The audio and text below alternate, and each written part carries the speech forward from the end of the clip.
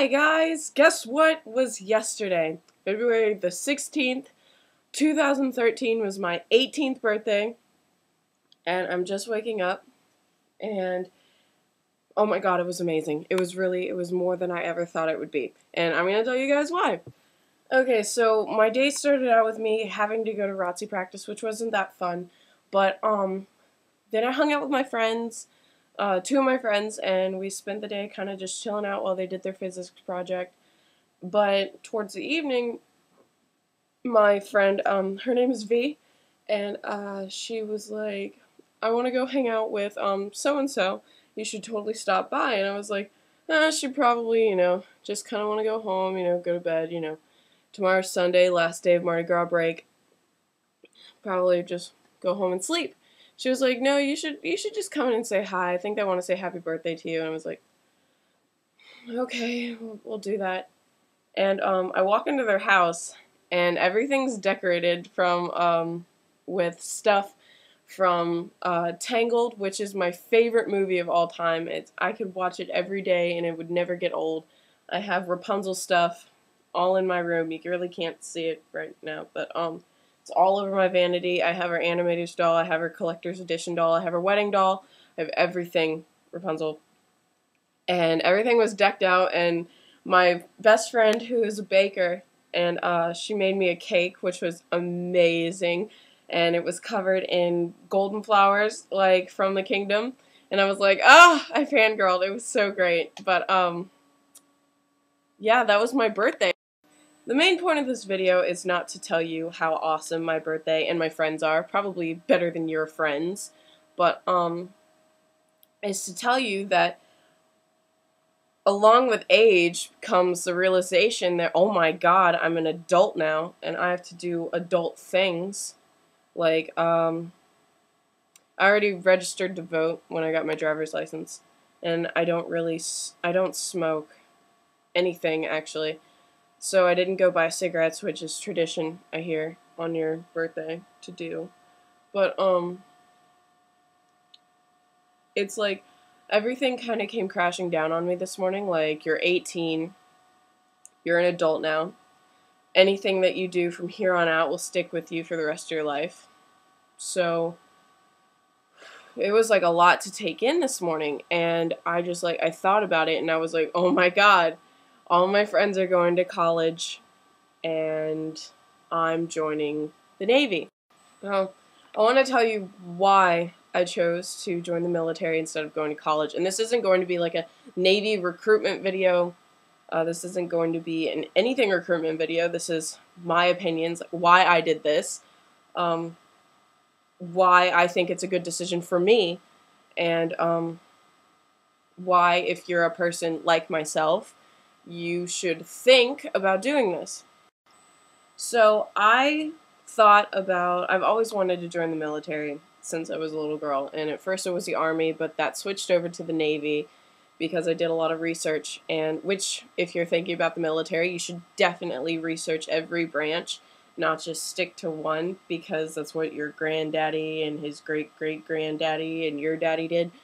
But you should really, really research every branch, because I found that in the Navy, and the Air Force especially for women, there are a lot more opportunities for girls, for women such as myself, than in the Army or Marine Corps, which there's nothing against the Army and the Marine Corps.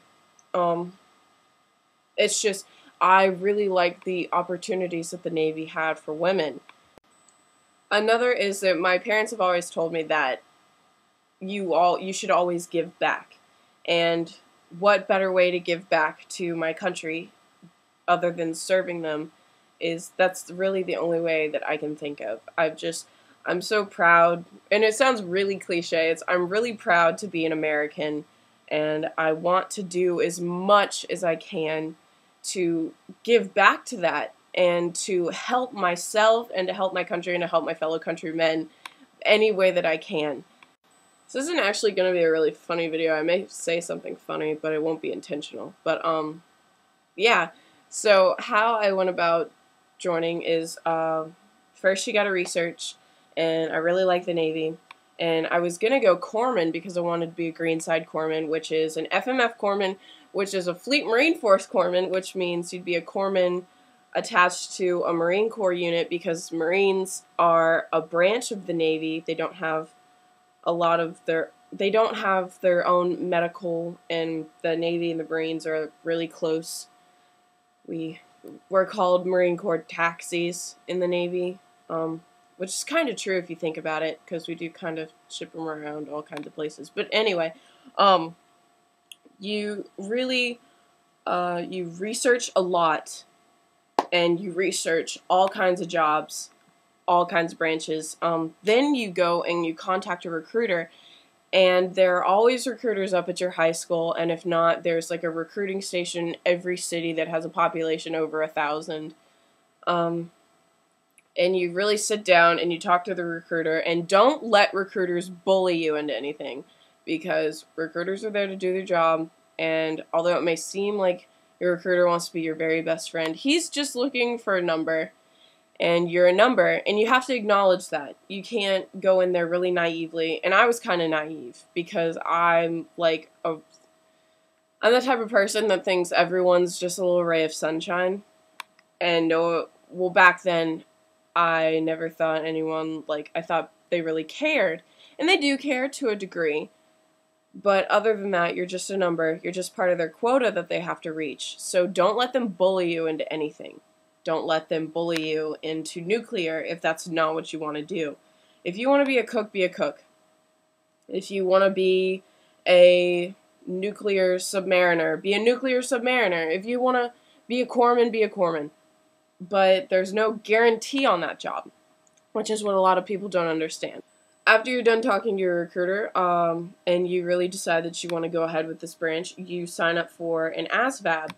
And you can either take an ASVAB at your high school, or they have a predestined location, or you go to MEPS, which is, gosh, I used to know the acronym, but it kind of just slipped my mind because I'm in front of the camera, which is really embarrassing. But it's basically like a big recruiting station where everything gets done, and a lot of people, they take their ASVAB and they go through MEPS, all in the same kind of 48-hour area.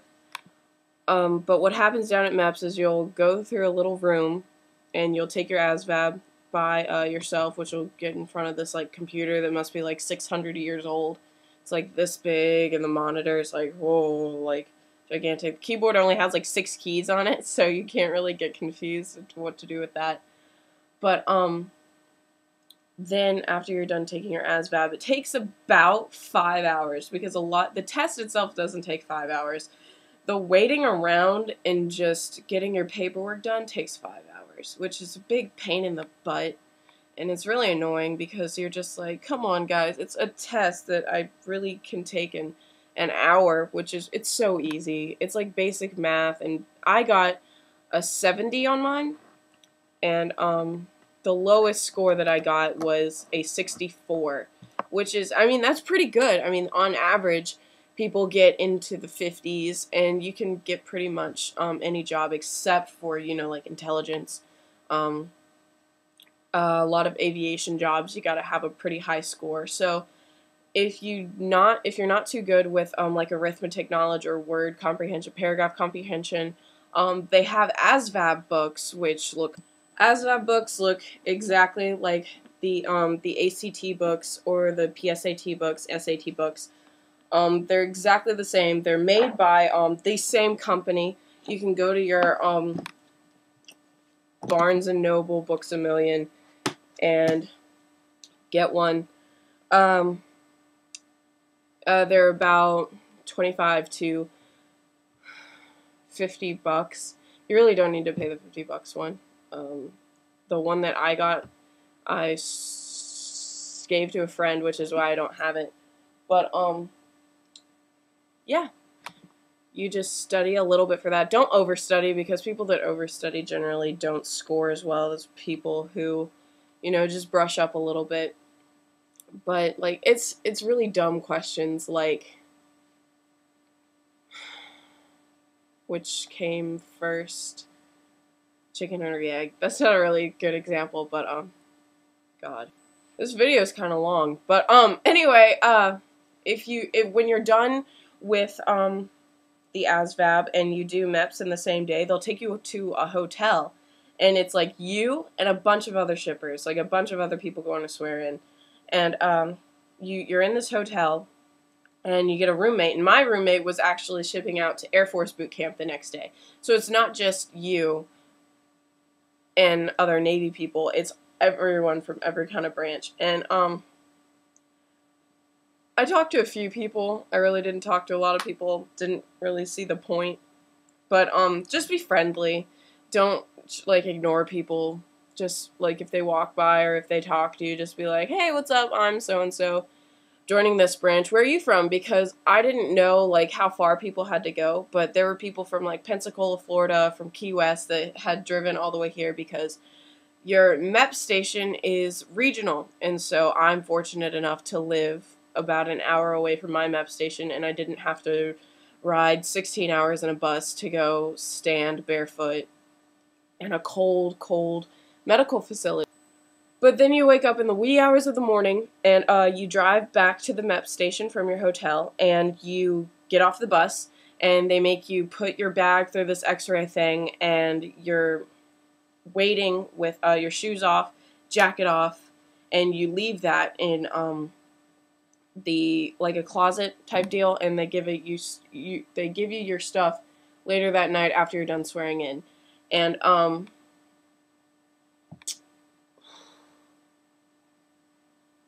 anyway, you stand in kind of a platoon, and they're like, people shipping out tomorrow over here, and people swearing in over here.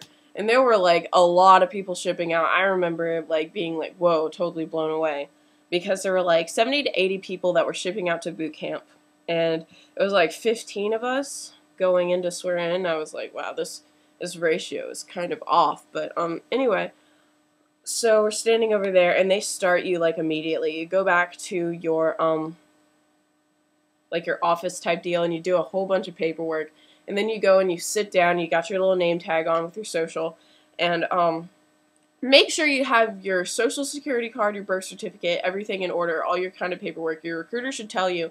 My recruiter really didn't, but I figured it out eventually. Anyway, you're sitting back there, and they start calling you up, and you go through a full medical exam. Like, when I say full, I really didn't expect half of this stuff to go on, but it really doesn't get awkward until the end, where they make you strip down to your underwear and do all these exercises in front of this doctor who's like watching you, and these like two other assistants. And my doctor looked like something out of a scary movie. Like, he was really gnarled and old and like had really long fingers, and I was like, oh.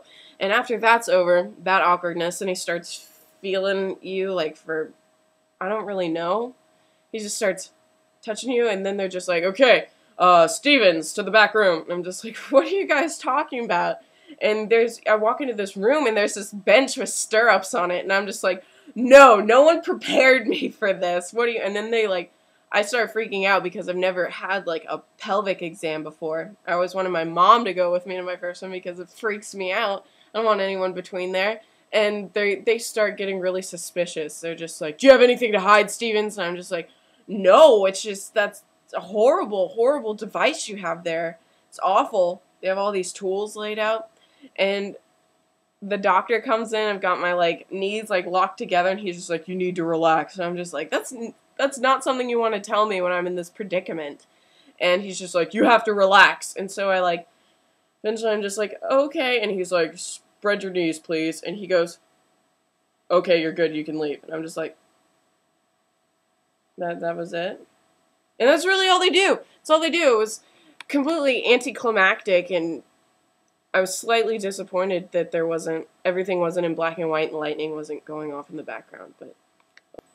But then when you're done with that, you go into this little room, and they show you this video, and you take your first, what they call moment of truth, like,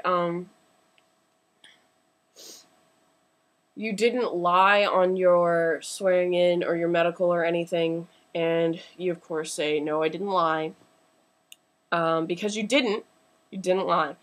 And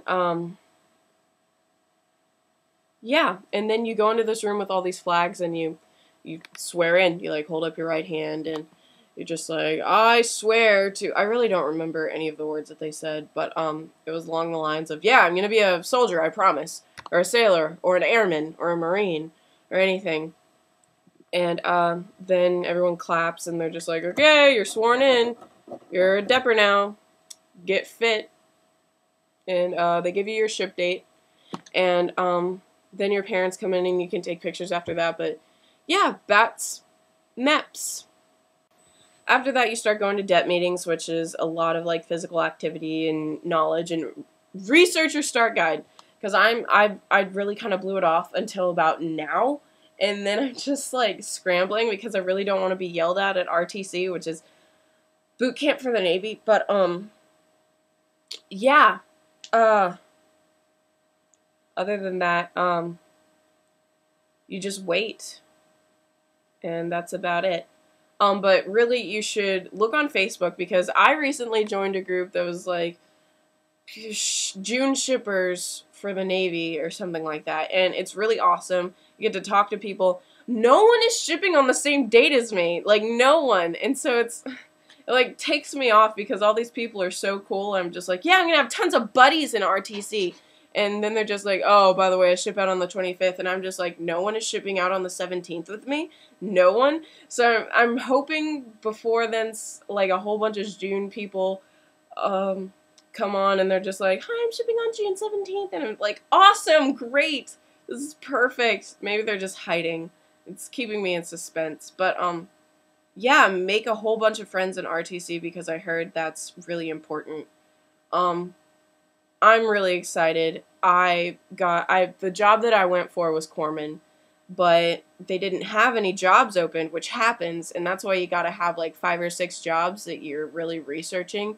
But I got ABH, which is an aviation boatswain's mate airplane handler, and I think it's gonna be fantastic. They're called the people that run the ships, and I'm kind of hyperactive, so I really can't sit down for a long time, and so they're always moving, they're always on their feet, they're always on the go, and I'm just like, awesome, that's for me.